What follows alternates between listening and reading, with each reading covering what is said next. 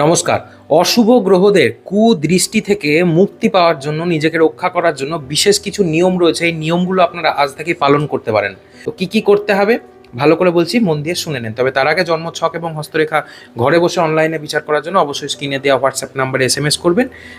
জন্মছক বিচার করে দিয়ে আপনাদের যে প্রতিকার প্রয়োজন তার ফ্রিতে প্রতিকারও আপনাদেরকে প্রোভাইড করা হয়। তো দেখুন, 1432 বঙ্গাব্দ পুরোপুরি শেষ, 14 এপ্রিল এটা শেষ, এবং বাংলা ক্যালেন্ডারের 12টি সংক্রান্তির বিশেষ কিন্তু গুরুত্ব রয়েছে। এর মধ্যে অন্যতম বাংলা বছরের শেষ দিনটা, অর্থাৎ চৈত্র সংক্রান্তি।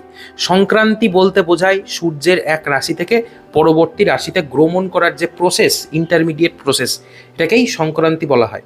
এবং নতুন বাংলা বছরে পা রাখার আগে রাশি পরিবর্তন করছে সূর্য, প্রবেশ করছে প্রথম রাশি, সেটা হচ্ছে মেষে। তো জ্যোতিষ মতে সূর্য মেষ রাশিতে প্রবেশ করলে খুবই প্রভাবশালী হয়ে ওঠে। এই শুভ সময়ে শনি, রাহু, মঙ্গল গ্রহকে তুষ্ট করার জন্য কিছু প্রতিকার করলে খুব ভালো ফল পাবেন। শনি, রাহু এবং মঙ্গল অনিষ্টকারী গ্রহ হিসাবেই কিন্তু মানা হয়। তো এই তিন গ্রহের কুদৃষ্টির ফলে মানুষের জীবনে চরম বিপর্যয় নেমে আসতে পারে। তাই এই যে টিপসগুলো আমি দেব সেটা কিন্তু 100% করবেনই, আপনারা খুব ভালো ফল পাবেন। শনির প্রতিকারের জন্য কি করবেন ভালো করে মন দিয়ে শুনুন। মেষ সংক্রান্তিতে কালো তিল ও গুড় যদি আপনি দান করেন গরিব মানুষকে বা যে কাউকে, তাহলে জীবনে শান্তি আসে। সর্ষের তেল দানেও শনির অশুভ প্রভাব কিন্তু কেটে যায়।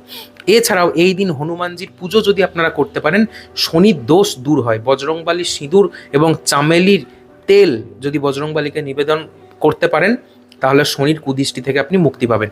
রাহুর জন্য কি করবেন ভালো করে শুনে রাখুন, কারণ রাহুও খুব নেগেটিভ একটা গ্রহের মধ্যেই পড়ে যদি নেগেটিভিটি বেশি থাকে। তো নীল বা ধূসর রঙের কাপড়, তিল, সর্ষে ও নারকেল মেষ সংক্রান্তিতে দান করতে পারেন, খুব ভালো ফল পাবেন। এবং একটা মন্ত্র বলে দিচ্ছি, ওং ভ্রাং ভ্রিং ভ্রং স রাহবে নমঃ। এই মন্ত্রটা আপনি জপ করতে পারেন, এর ফলে রাহুর অশুভ প্রভাব কিন্তু কমবে। প্রবাহমান জলে নারকেল দেওয়া এবং কালো কুকুরকে খাবার খাওয়ানো রাহুর জন্য অত্যন্ত ভালো ফলদায়ী। এছাড়াও নিজের কাছে একটি রূপোর টুকরো যদি রাখতে পারেন বা রূপোর গহনা যদি আপনি পরেন, তাহলে বিশেষ ভালো ফল পাবেন রাহুর জন্য।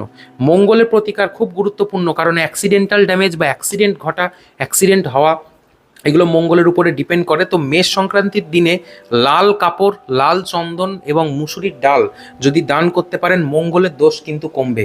এছাড়াও এই দিনে হনুমান চালিসা পাঠ এবং বজরংবলীর মন্দিরে গিয়ে পুজো করাও খুব শুভ। তামার পাত্রে জল নিয়ে সূর্যের উদ্দেশ্যে অর্ঘ্য আপনারা দিতে পারেন, তাহলে দারুণ ফল পাবেন। তামার পাত্র দান করলেও মঙ্গলকে শান্ত করা যায়। ভিডিওটিকে শেয়ার করে দেবেন, খুব গুরুত্বপূর্ণ ভিডিও ছিল। এরকমই ফ্রি টিপস পাওয়ার জন্য পেজটিকে ফলো করে যাবেন এবং নাম রাশি কমেন্ট করে জানিয়ে যাবেন। দেখার জন্য অনেক ধন্যবাদ। রাধে রাধে।